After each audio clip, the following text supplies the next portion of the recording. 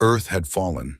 Or at least, that's what the Zax'thari collective believed as their massive fleet of crystalline ships cast shimmering shadows over Earth's major cities. The vessels hung in the air like oversized Christmas ornaments that had gotten delusions of grandeur and decided to take over the planet.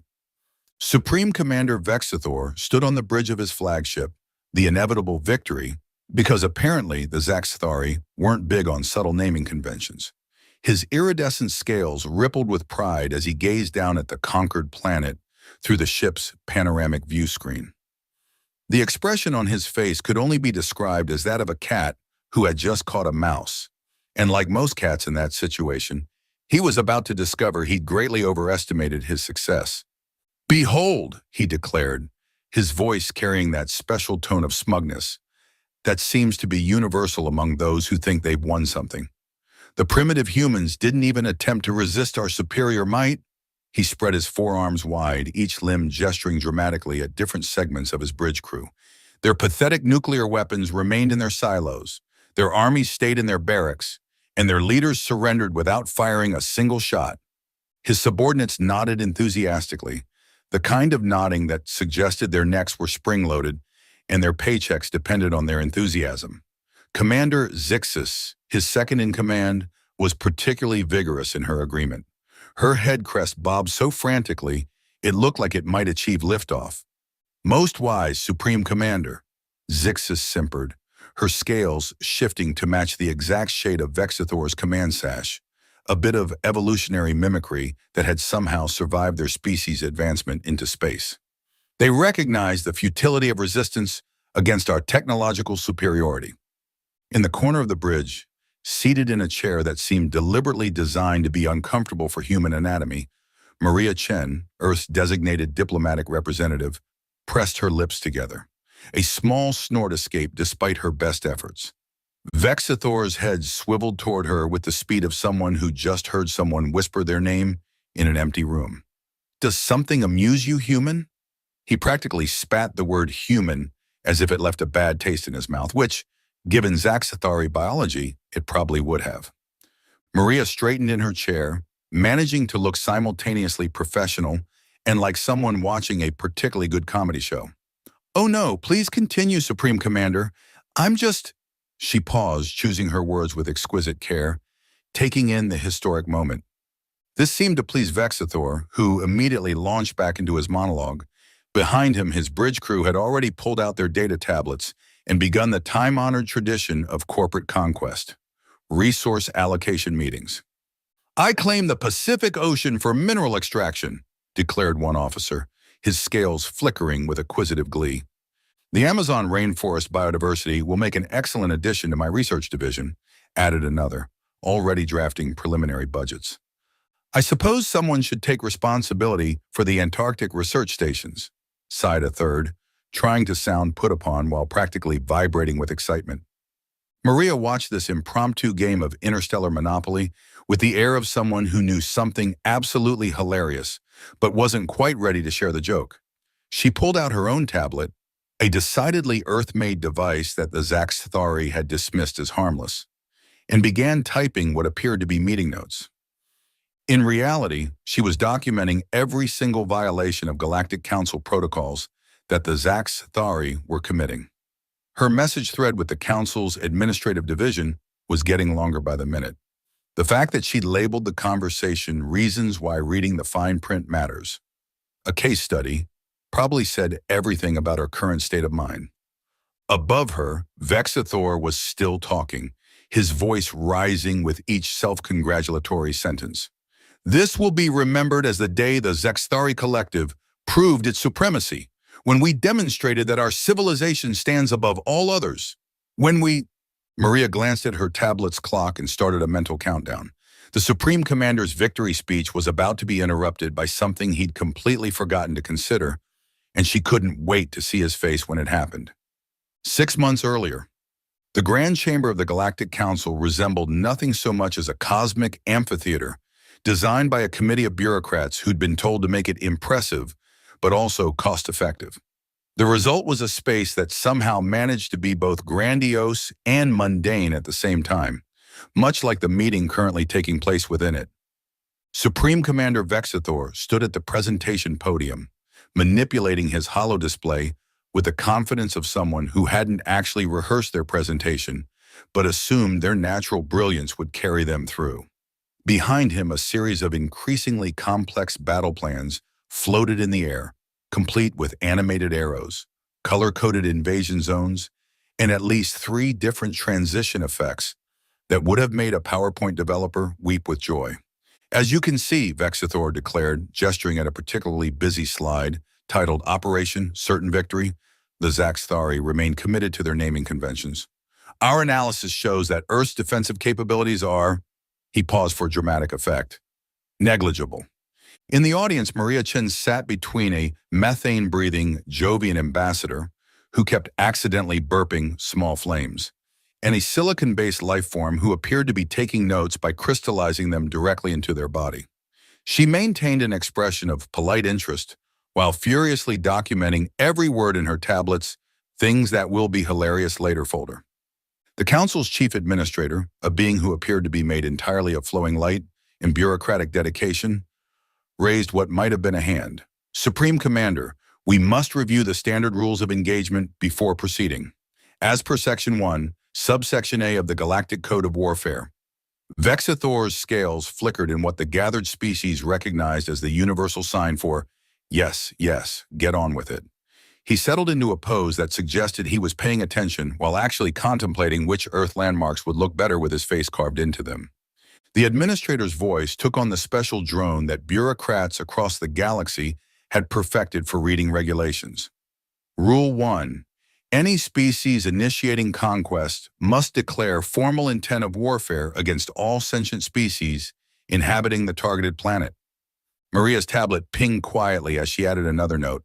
They haven't even started mapping Earth's sentient species. This is going to be amazing. Rule 2, the administrator continued, all conquered species must be provided with adequate representation in the conquering species' governmental system. In his seat, Vexathor's aide was playing what appeared to be space Tetris on his datapad. Another aide had achieved what looked like a new personal best in their meditation app. Rule 3. The conquering species must maintain all existing ecosystems and cannot harvest more than 23.7% of any natural resource within the first solar cycle. Maria raised her hand, her face a masterpiece of innocent inquiry. Excuse me, but regarding Rule 1, how exactly does the Council define sentience? The administrator brightened. Literally, their luminescence increased by several candela. An excellent question.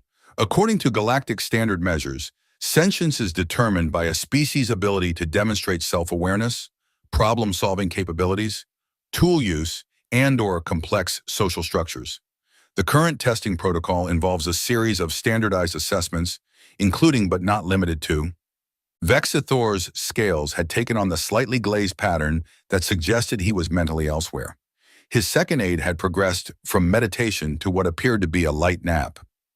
And of course, the administrator was still going, any species capable of passing the mirror test automatically qualifies for protection under Article 7 of the Sentient Rights Charter. Maria's hands shot up again. Just to clarify, this applies to all species meeting these criteria on a planet, correct? Not just the dominant species? Absolutely, the administrator's glow pulsed with approval. In fact, there was a fascinating case study from the Rigel system where a group of aquatic invertebrates successfully contested their planet's conquest on exactly these grounds. The documentation runs to only 17,000 pages. I'd be happy to share. The Zax'thari delegation's collective attention had now drifted so far that they were practically in another dimension. One of them had actually begun snoring, producing a sound remarkably similar to a kazoo being played underwater. Maria, meanwhile, was adding to her notes. Dolphins, great apes, corvids, maybe, cats, definitely, good luck with that. Which brings us to Rule 4. The administrator soldiered on, either oblivious to or choosing to ignore the varying levels of consciousness in their audience. Regarding the proper filing of Form GC 789B, Declaration of Hostile Intent. As the meeting dragged into its 4th hour, Maria found herself wondering if she should feel bad about what was going to happen to the Zax'thari. Then she remembered Vexithor's earlier comment about humans being barely more evolved than their primitive primate cousins, and decided that sometimes the best lessons came from experiencing the consequences of one's own arrogance. Besides, she thought, watching another Zax'thari aide lose their battle with consciousness, someone should really tell them about octopuses.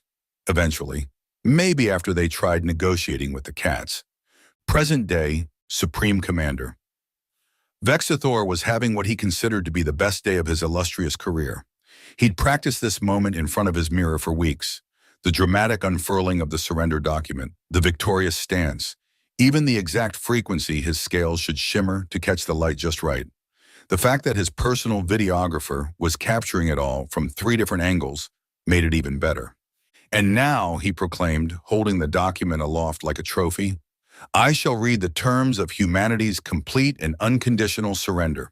He paused, waiting for his aide to activate the dramatic background music they'd specially commissioned for this moment. The document unfurled with a satisfying swoosh. They'd actually gone through several rehearsals to get that sound just right. To the Supreme Commander of the Zax'thari Collective, he read, practically purring with satisfaction. We, the representatives of Earth's governments, hereby... Excuse me. The interruption was so unexpected that the background music stumbled, hitting a discordant note before falling silent. Vexithor's scales rippled with annoyance as he turned to face Maria Chen, who had finally risen from her uncomfortable corner chair.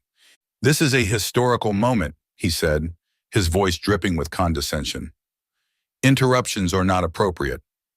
Maria nodded apologetically, though the effect was somewhat ruined by the fact that she was now openly grinning. Oh, I completely agree about the historical nature of this moment. I just have one tiny question. Did anyone on your legal team actually read Rule 1 of the Galactic Code of Warfare? The bridge fell silent. Even the background music composer stopped fiddling with their instruments. Commander Zixis stepped forward, her scales shifting to a defensive pattern. Of course we read the rules. We are the Zax'thari Collective. We have conquered 17 systems. 16 and a half, Maria corrected helpfully. The Proxima Centauri incident is still under review by the Council's Appeals Committee. She pulled out her tablet, which she'd somehow configured to make the classic ahem sound. But back to Rule 1, the one about declaring war on all sentient species of a planet before claiming victory? Vexithor's scales began to lose their triumphant sheen. We declared war on humanity. You are the dominant species of this world. Dominant? That's adorable. Maria tapped her tablet, projecting a hologram into the center of the bridge. Let me introduce you to some of my planet's other residents who might have something to say about that. The first image appeared, a dolphin performing complex mathematical equations by manipulating water rings. Meet Dr. Clixon Third Octave, leading researcher in fluid dynamics at the Atlantic Institute of Science. He's quite interested in discussing your illegal occupation of his ocean. Vexithor's videographer, showing remarkable professional dedication, zoomed in on the Supreme Commander's rapidly paling scales. And here, Maria continued, swiping to the next image, we have Professor Ook of the Great Ape Council. She's particularly interested in discussing your earlier comment about primitive primates. The image showed a gorilla using sign language to explain quantum mechanics to a group of students. But my personal favorite, Maria's grin had reached levels that would make the Cheshire Cat proud, is this one. The final image showed a cat sitting regally on what appeared to be a destroyed Zax'thari scout ship. The cat was batting around what was unmistakably a ceremonial rank insignia. That's Mr. Whiskers. He's the designated representative of Earth's feline population. He wanted me to inform you that all your shiny equipment now belongs to him by right of if I fits, I sits, a law that surprisingly has actual standing in galactic court thanks to the Felinoid Species Protection Act of 3427. The surrender document slipped from Vexithor's suddenly limp fingers. Behind him, Commander Zixis was already frantically sending messages to their legal department. So, Maria concluded cheerfully, shall we discuss the terms of your withdrawal, or would you like to try declaring war on several million additional species first? I should warn you, though, the octopuses are scheduled to demonstrate tool use next week, and they've been very interested in your ship's propulsion systems. The bridge of the inevitable victory erupted into chaos faster than a cat spotting an unattended tuna sandwich. Vexathor's perfectly choreographed moment of triumph had transformed into something more closely resembling an intergalactic version of Bring Your Panic to Work Day. "Get me the legal department!" Vexathor shrieked, his scales cycling through colors so rapidly he looked like a disco ball having an existential crisis. "Get me the cultural assessment division. Get me anyone who can explain how we missed multiple sentient species." Commander Zixis was already knee-deep in emergency communications, her datapad practically smoking from the frantic messages she was sending. "Supreme Commander, legal says they—" "Oh no. What do you mean, oh no?" Vexathor's voice had reached a pitch previously achievable only by excited dolphins. "They say they might have skimmed some of the preliminary assessment reports." Zixis swallowed hard. Apparently, they assumed that since humans were the ones with all the obvious technology, they were the only ones we needed to worry about. Maria, who had settled back into her uncomfortable chair with the air of someone enjoying their favorite comedy show, helpfully chimed in. "Oh, you might want to update that assessment. The Dolphins just launched their first underwater quantum computing center last month. They've been keeping it quiet because they're still arguing about whether to call it Flipper's Deep Thought or the Hitchhiker's Guide to the Ocean." On the main view screen, emergency alerts were popping up from Zax'thari ships worldwide. One captain reported that his ship's external sensors had been completely covered in what appeared to be octopus ink graffiti. Another was dealing with a group of ravens who had somehow figured out how to operate the ship's external maintenance drones and were now using them to build what looked suspiciously like a nest. But, Vexathor stammered, his magnificent victory speech forgotten. "The cats? They just sleep and play with string." Maria's grin widened as she pulled up another video on her tablet. "About that, here's what happened when your advance team tried to set up a base in Egypt last week." The footage showed a group of Zax'thari engineers attempting to install equipment in what they thought was an abandoned temple. A group of cats, led by a particularly smug-looking Siamese, had systematically pushed every single piece of technology off the highest available surfaces, maintaining direct eye contact with the increasingly distressed aliens the entire time. "That's Bastet," Maria explained, pointing to the Siamese. "She's the head of the Egyptian Cat Coalition. She'd like to inform you that all your landing sites are now designated as cat napping spots, and your ship's shadows are perfect for afternoon siestas. She's claiming them under Article 47 of the Galactic Code. First come, first served, especially if you're comfy." A junior officer burst onto the bridge, their scales a pale shade of panic.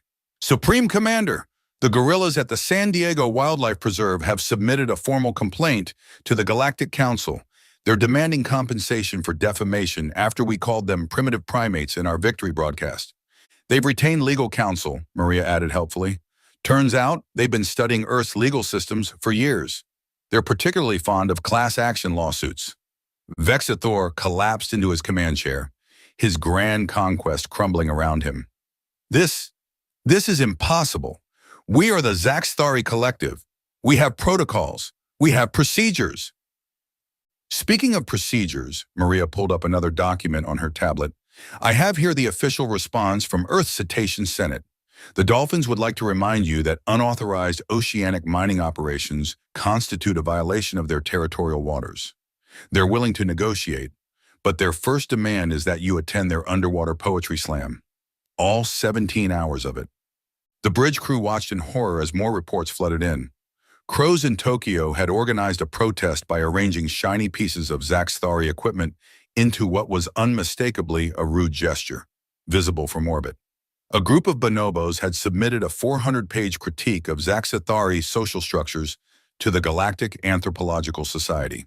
And most disturbingly, the cats had somehow figured out how to access the fleet's internal communication system and were now randomly interrupting important transmissions with loud purring sounds. "Oh," Maria added, checking her messages, "and the octopuses would like to schedule a demonstration of their problem-solving abilities. They've already solved all the puzzle locks on your cargo holds, by the way. They say the designs were cute, but suggest you might want to try something more challenging next time." Vexathor's scales had settled into a mottled pattern that suggested severe emotional distress, How, how did we miss all this? Well, Maria said, standing up and straightening her jacket. Maybe next time you'll pay more attention during the briefing instead of playing Space Tetris. Now, shall we discuss the terms of your withdrawal? The cats have already claimed your command chair as a scratching post, and I don't think they're taking no for an answer. As if to emphasize her point, a ginger cat materialized on the bridge through what appeared to be the ship's supposedly secure transport system. It made direct eye contact with Zax'thari, slowly raised a paw, and deliberately knocked his ceremonial staff off its display stand. The emergency session of the Galactic Council had to be delayed by 17 minutes because nobody could stop laughing. The footage from Earth was being projected on the main chamber screens, and even the normally stoic silicon-based representatives had developed concerning cracks in their crystalline structures from shaking with mirth. The Zax'thari's attempts at diplomatic recovery had gone about as well as trying to herd cats, which coincidentally was exactly what one particularly ambitious diplomat had attempted. The resulting video had already gone viral across 17 star systems. Let us review the diplomatic missions, the council administrator announced, their luminescent form flickering with barely contained amusement. First attempt, the cetacean delegation. The screen showed a Zax'thari diplomat in an underwater meeting room, wearing what appeared to be a hastily modified atmospheric suit. A pod of dolphins circled him, clicking among themselves. Your Aquatic Excellencies, the diplomat began formally, we wish to open negotiations for...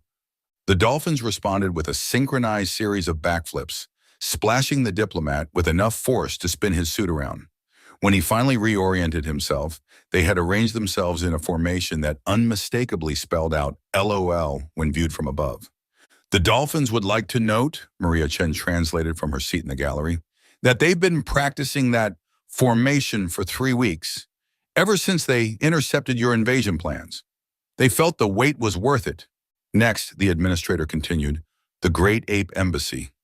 The footage shifted to an elegant conference room in the newly established Primate Diplomatic Center. A different Zax'thari representative sat across from a group of gorillas in tailored suits. The gorillas were pointedly ignoring the alien, instead engaging in an animated discussion about quantum mechanics using sign language. Honored representatives of the great apes, the diplomat tried again, perhaps we could discuss. One of the gorillas held up a hand in the universal just a moment gesture, then continued their conversation about string theory for another 45 minutes. When the diplomat finally got up to leave in frustration, another gorilla simply handed him a banana and went back to their physics discussion. Dr. Ook would like to clarify, Maria interjected, that the banana was not meant as an insult. They just thought the diplomat looked like he needed a healthy snack after all that waiting. The quantum physics discussion, however, was absolutely meant to make a point about primitive primates. And finally, the administrator's glow brightened noticeably, the feline diplomatic response. The chamber erupted in anticipation. This footage had become so popular that some systems had declared it a holiday video. The scene showed the Zax'thari's most experienced negotiator in what had once been an immaculate diplomatic suite. She stood before an assembly of cats of all sizes and breeds who sat in various poses of elegant disinterest. Most esteemed feline council, the negotiator began, we bring offerings of peace and, without breaking eye contact, a massive Maine Coon methodically pushed a priceless Zax'thari cultural artifact off its pedestal. The crash was followed by absolute silence. As I was saying, the negotiator tried again, we hope to establish a Siamese and a Persian coordinated a perfectly timed double-paw swipe that sent another artifact to its doom. Behind them, a tiny kitten was teaching itself how to operate the ship's gravity controls by repeatedly turning them on and off. Please, the negotiator was practically begging now, we can be reasonable. The entire feline assembly turned their backs simultaneously and began grooming themselves. The Maine Coon paused just long enough to knock over one final artifact before joining the collective dismissal. The felines have issued their official response, Maria announced, consulting her tablet. And I quote, no. She paused. That's it, just no. Though they did add a footnote claiming ownership of all Zax'thari ships under the ancient law of I sits where I fits. The council chamber was in chaos. The methane-breathing Jovian representative had laughed so hard they'd accidentally set fire to their ceremonial robes. The silicon-based beings had developed permanent laugh lines in their crystal structures. Additionally, the administrator managed through their own amusement, we've received the following demands. The Dolphins require all future communications to be in the form of interpretive water ballet. The great apes have submitted a 1000-page philosophical treatise on the nature of intelligence and suggest the Zax'thari take their time reading it. All of it. And the cats. The cats don't make demands, Maria interrupted with a grin. They've simply decided that the entire Zax'thari fleet now belongs to them. They've already begun redecorating. Apparently, those crystal ships make excellent sunbathing spots. In their designated section, the Zax'thari delegation had turned an impressive shade of mortified. Their scales had settled into what xenobiologists would later term the universal pattern of complete embarrassment. Oh, Maria added, checking her messages, and the Ravens would like to mention they've figured out how to operate your ship's entertainment systems. They're currently broadcasting cat videos across all frequencies. They say it's their contribution to interspecies cultural exchange. The withdrawal of the Zax'thari fleet from Earth's orbit was not quite the majestic departure they had originally envisioned. For one thing, most of their ships now sported elaborate claw marks on their crystalline surfaces. For another, the cats had absolutely refused to vacate their newly claimed sunbathing spots, forcing several ships to maintain specific angles relative to the sun at all times. Supreme Commander Zax'thari, now just Commander Zax'thari, following a rather tense performance review, had submitted what his superiors were calling the most embarrassing surrender document in galactic history. The fact that it had paw prints and dolphin signatures all over it hadn't helped. Maria Chen stood at the podium in the Galactic Council chamber, delivering what would become known as the perhaps next time speech. The chamber was packed. Apparently nothing drew a crowd quite like watching someone diplomatically say, "I told you so," to an entire civilization. Distinguished members of the council, Maria began, her expression one of perfect professional courtesy that did absolutely nothing to hide her enjoyment of the moment. I stand before you today to discuss the importance of thorough research in interplanetary relations. In their section, the remaining Zax'thari delegation tried to make themselves as small as possible, their scales having settled into what xenobiologists were now calling the universal pattern of "please let this be over." Earth, Maria continued, has always been more than just humanity. We've evolved alongside our fellow sentient species, learning from each other, growing together. The dolphins taught us about the mathematics of wave propagation. The great apes showed us new perspectives on social structures. And the cats, she paused for effect. Well, the cats mostly taught us about the futility of claiming ownership of anything they wanted for themselves. A ripple of laughter went through the chamber. Several council members were already sharing their favorite cat videos from the invasion. The one of Mr. Whiskers reprogramming a Zax'thari defense system to dispense treats had become particularly popular. But perhaps the most valuable lesson here is about assumptions. Maria's tablet pinged, and she checked it with a growing smile. For instance, one might assume that after this experience, the Zax'thari would have learned to be more thorough in their paperwork.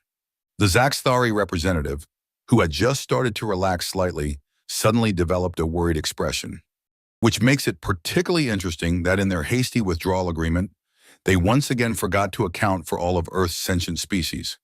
Maria's grin had reached levels that would make the Cheshire Cat file a copyright claim. You see, we've just received confirmation from the Cephalopod Science Institute. The results of their intelligence tests have been quite enlightening.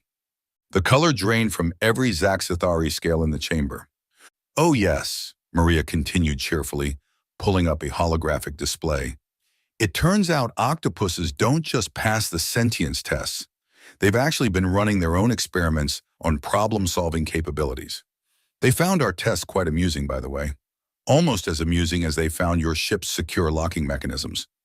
The hologram showed an octopus casually solving a Zax'thari security puzzle with 3 tentacles while using its other 5 to solve a Rubik's Cube, play chess, and make a sandwich. So, Maria concluded, I'm afraid you'll need to revise all your withdrawal paperwork to include cephalopod rights and territories. The octopuses have already submitted their territorial claims, all 8 tentacles worth of them. They're particularly interested in those lovely crystal ships of yours. Something about optimal tentacle-to-surface ratio for problem-solving scenarios. The Zax'thari representatives swayed slightly in their seat. Oh, and one more thing, Maria added, checking her tablet one final time. The Ravens have been watching all this with great interest. They've submitted a preliminary application for sentience recognition, along with a 1,000-page thesis on tool use and problem solving. They've also included several hundred video examples of their intelligence, which they've helpfully set to autoplay on all your ship's communication screens. The Zax'thari representative finally lost their battle with consciousness, fainting dead away in their seat. Their scales had frozen in a pattern that would later be added to xenobiology textbooks under terminal embarrassment. As the council chamber erupted in laughter, Maria gathered her materials and headed for the exit. She paused at the door, turning back to deliver one final piece of information. By the way, she called out to the stunned assembly, the elephants would like to schedule a meeting about their own sentience application. They've been quite patient about the whole thing, but they never forget, and they have some particularly interesting opinions about your invasion tactics. The sound of the Zax'thari delegation's collective groan was almost drowned out by the council's renewed laughter. As Maria left the chamber, she could have sworn she heard a faint meow from somewhere in the ventilation system. Apparently, Earth's feline ambassadors had already started scouting their next conquest. After all, if there's one thing the galaxy was learning, it's that you should always read the fine print, especially when it's been batted off the table by a cat.